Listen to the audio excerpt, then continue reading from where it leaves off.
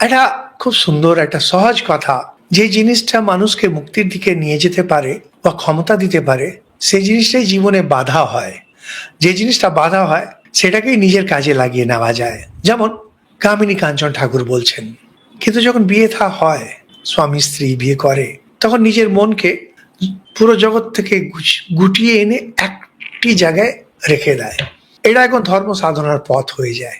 ঠিক তেমনি বিয়ে যেমন একটা সমাজে সম্মান পায়, এটারই যখন উল্টো হয়ে যায়, আনলাইসেন্সড, এটাকে নোংরা বলে। এটা সমস্ত সবকিছুতে হয়।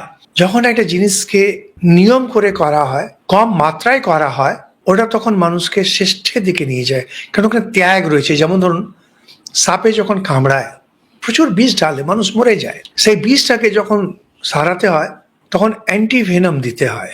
সেখানে সে বিষের মাত্রাই রয়েছে, কম মাত্রায় রয়েছে। ভোগ যখন কম মাত্রায় করা হয়, মানুষকে তখন শ্রেষ্ঠতার দিকে নিয়ে যায়, শ্রেষ্ঠ পথে নিয়ে যায়।